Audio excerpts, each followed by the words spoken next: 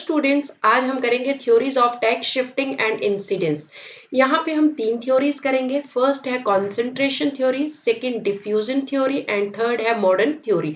Third वाली जो theory है मॉडर्न थ्योरी, ये बहुत ही इंपॉर्टेंट थ्योरी है। इसमें से बहुत बार क्वेश्चंस पूछे जाते हैं। पहली थ्योरी आती है हमारे पास कॉन्सेंट्रेशन थ्योरी।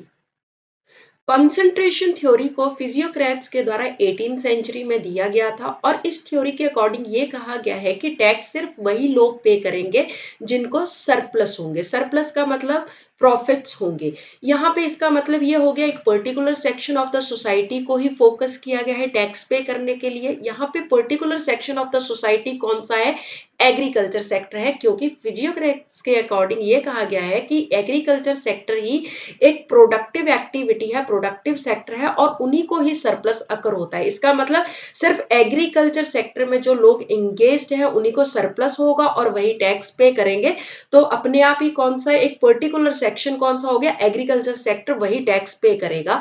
यहाँ पे इस थ्योरी में जो है किसको फोकस किया गया? सिंगल टैक्स को। इन्होंने कहा था सिंगल टैक्स ही होना चाहिए और वो net income from the land जो होगी उसी के ऊपर लगेगा, क्योंकि लैंड से ही सरप्लस अकर होंगे और उन्हीं सरप्लस के ऊपर टैक्स लगाया जाएगा। यहाँ पे डाइवर्सिटी ऑफ टैक्सेस को अवॉइड किया गया है। इस थ्योरी की मेजर क्रिटिसिज्म यही है कि सिर्फ एक एग्रीकल्चर सेक्टर ही तो नहीं है जहां पे सरप्लस होते हैं, बाकी सेक्टर भी तो है जहां सरप्लस अकर होते हैं, तो उनके ऊपर भी टैक्सेस लगाने चाहिए। जबकि इस थ्योरी में सिर्फ एक ही सेक्टर को कंसंट्रेट किया जा रहा है, एग्रीकल्चर सेक्टर को, इसलिए इस थ्योरी को क्रिटिसाइज किया गया है। ये कहते हैं कि सिर्फ एग्रीकल्चर सेक्टर जो है उसी के ऊपर टैक्स नहीं होना चाहिए, बल्कि दूसरे जो सेक्टर है उनके ऊपर भी टैक्स लगना चाहिए।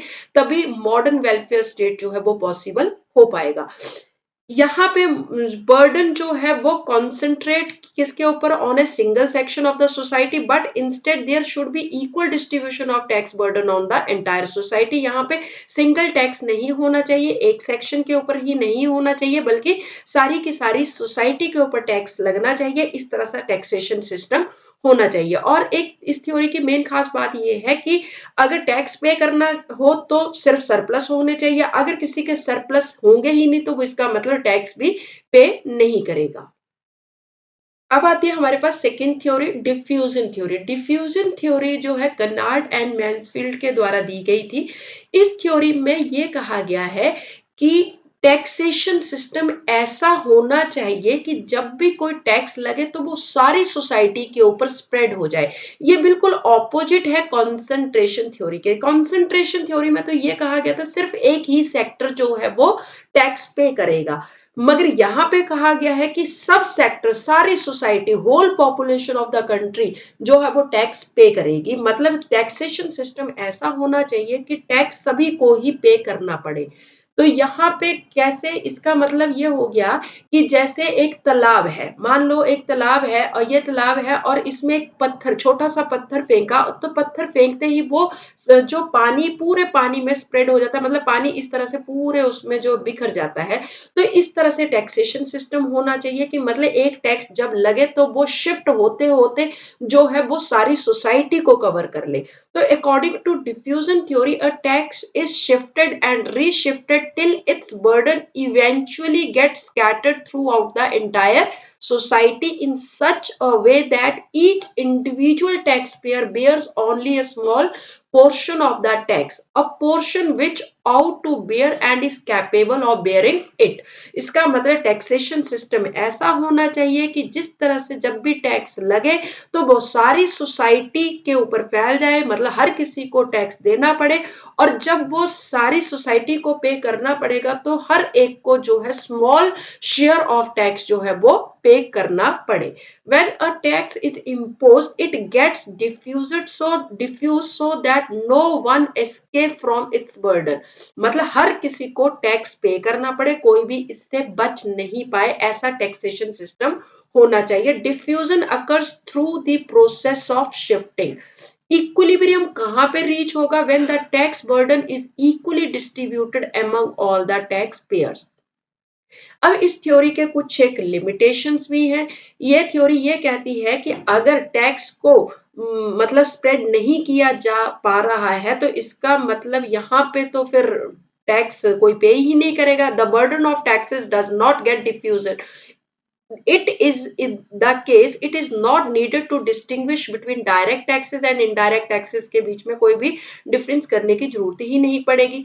और ये टैक्सेशन सिस्टम जो है किसके ऊपर बेस्ड है? परफेक्ट कंपटीशन के ऊपर। और परफेक्ट कंपटीशन जो है अनरियलिस्टिक होता है। प्रिंसिपल ऑफ इक्विटी जो है इस थ्योरी के अकॉर्डिंग जो है वो नेग्लेक्ट किया जाता है। अब नेक्स्ट आती है हमारे पास modern theory of incidence of tax. इसको डिमांड एंड सप्लाई थ्योरी भी कहा जाता है। इस थ्योरी को दिया गया था प्रोफेसर डेल्टन के द्वारा और सपोर्ट किया गया था modern economist like Seligman and Edgeworth के द्वारा। इस थ्योरी के अकॉर्डिंग ये कहा गया है कि टैक्स जो है बाकी थ्योरियों की तरह सरप्लस के ऊपर ही लगना चाहिए। और ये थ्योरी ये मानती है, इस थ्योरी के अकॉर्डिंग ये कहा गया है कि टैक्स जो है कॉस्ट ऑफ प्रोडक्शन का ही एक पार्ट होता है, इसलिए इसको प्राइस में ही इंक्लूड कर लेना चाहिए। और टैक्स जो है उसको शिफ्ट किया जा सकता है, मगर टैक्स का शिफ्टिंग तभी पॉसिबल है अगर कोई ट्रांजैक्शन होगी। मतलब जब एक पर्सन से दूसरा पर्सन कुछ खरीदेगा बेचेगा तभी वो प्राइस पे करेगा और प्राइस में ही टैक्स इंक्लूड है तभी वो शिफ्ट हो पाएगा। अगर कोई ट्रांजैक्शन नहीं होती है तो टैक्स का शिफ्टिंग भी पॉसिबल नहीं है। तो shifting of tax burden is thus done through price changes. If there is no price transaction, shifting of tax burden is impossible. Therefore shifting is common in commodity transaction. Shifting and incidence depend करती है prices के ऊपर, और prices किसके ऊपर depend करते हैं? Demand and supply मतलब मार्केट फोर्सेस के ऊपर डिपेंड करते हैं। अब जो market forces demand and supply है उनको भी बहुत सारे फैक्टर जो है वो इफेक्ट करते हैं। अब कौन कौन से फैक्टर जो है इफेक्ट करते हैं डिमांड एंड सप्लाई को? Elasticity of demand, elasticity of supply, law of return, market structure. Market structure में क्या आ जाता है? जैसे परफेक्ट कंपटीशन हो गया, मोनोपोली होगी, मोनोपोलिस्टिक, ओलिगोपोली वगैरह होते हैं। तो ये सारे के सारे फैक्टर जो हैं, elasticity, law of return, market structure etcetera, ये किसको इफेक्ट करते हैं? डिमांड एंड सप्लाई को इफेक्ट करते हैं। डिमांड एंड सप्लाई किसको इफेक्ट करती है? प्राइसेस को। और प्राइसेस किसको इफेक्ट करते हैं? टैक्सेस को इफेक्ट करते हैं। किस तरह से elasticity of demand and elasticity of supply जो है वो इफेक्ट करते हैं टैक्स को, वो देख लेते हैं इस थ्योरी के अकॉर्डिंग। प्रोफेसर डेल्टन के अकॉर्डिंग ये कहा गया है कि इंसिडेंस ऑफ टैक्स जो है वो डिवाइड कर दिया जाता है बायर्स एंड सेलर्स के बीच में in the ratio of elasticity of supply to elasticity of demand. तो सबसे पहले हम इलास्टिक और इन इलास्टिक का मतलब समझ लेते हैं। इलास्टिक का मतलब होता है चेंज, और जो चेंज कर पाएगा वो क्या कर पाएगा? वो टैक्स को भी शिफ्ट कर पाएगा। और इन इलास्टिक का मतलब क्या होता है? No change. और जहां पे चेंज नहीं होगा वहां टैक्स शिफ्टिंग भी नॉट पॉसिबल होगी। Tax shifting not possible. अब कुछ एक हमारे पास यहाँ पे ये हमारे पास सिंबल्स हैं उनको समझ लेते हैं। इन्फिनिटी जब होगी, इन्फिनिटी का मतलब परफेक्टली इलास्टिक। और अगर जीरो होती है तो क्या होता है? Perfectly in elastic. अब जहां पे इलास्टिक होगी या परफेक्टली इलास्टिक होगी मतलब सारा का सारा बर्डन दूसरे के ऊपर पड़ जाएगा। जिसके लिए परफेक्टली इलास्टिक होगी वो सारा का सारा बर्डन शिफ्ट कर देगा, क्योंकि यहाँ पूरा का पूरा हम शिफ्ट कर सकते हैं, चेंज कर सकते हैं। तो समझते हैं यहां से elasticity of demand infinity and elasticity of supply zero. पहला जो हमारे पास दे रखा है वो क्या है? Elasticity of demand infinity and elasticity of supply is equal to zero. इसका मतलब इलास्टिसिटी ऑफ डिमांड इन्फिनिटी जब होगी मतलब परफेक्टली इलास्टिक, मतलब पूरी की पूरी तरह से डिमांड चेंज हो सकती है टैक्स लगने से। मतलब अगर टैक्स लगेगा तो कोई डिमांड ही नहीं की जाएगी। मगर सप्लाई जो है वो पूरी तरह से इनइलास्टिक है, मतलब सप्लाई चेंज हो ही नहीं सकती। मतलब जो बेचना है वो बेचना, जो सप्लाई है वो है। तो यहाँ पे क्योंकि परफेक्टली इलास्टिक डिमांड है तो यहाँ पे सारा का सारा बर्डन जो है वो शिफ्ट कर सकते हैं, और सेलर जो है उसके लिए इनइलास्टिक है, मतलब नो चेंज, वो टैक्स को शिफ्ट कर ही नहीं सकता है। तो होल इंसिडेंस किसके ऊपर होगा? सेलर के ऊपर होगा। अब दूसरा, व्हेन इलास्टिसिटी ऑफ सप्लाई क्या होगी? इन्फिनिटी होगी, मतलब सप्लायर जो है सारा का सारा जो है बर्डन शिफ्ट कर सकता है किसके ऊपर? बायर के ऊपर, क्योंकि यहाँ पे इलास्टिसिटी ऑफ सप्लाई क्या होगी? इन्फिनिटी होगी। यहाँ पे पूरी तरह से चेंज पॉसिबल है, मतलब जैसे ही टैक्स लगेगा तो सप्लायर जो है अपनी सप्लाई पूरी तरह से कंप्लीटली रोक देगा। मगर इलास्टिसिटी ऑफ डिमांड यहाँ पे जीरो है, मतलब परफेक्टली इन इलास्टिक है, मतलब यहाँ पे जो लोगों ने खरीदना है वो खरीदना ही खरीदना है, चाहे जितना मर्जी टैक्स लगे। तो यहाँ होल इंसिडेंस किसके ऊपर हो जाएगा? बायर्स के ऊपर हो जाएगा।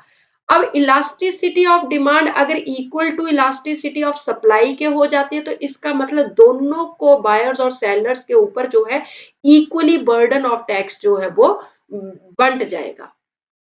अब चौथा जो है हमारे पास, when elasticity of supply is greater than elasticity of demand, इसका मतलब किसके लिए ज्यादा इलास्टिक है? सप्लायर के लिए ज्यादा इलास्टिक है, तो सप्लायर को कम पे करना पड़ेगा, क्योंकि जिसके लिए इलास्टिक ज्यादा होगी वो बर्डन शिफ्ट कर सकता है।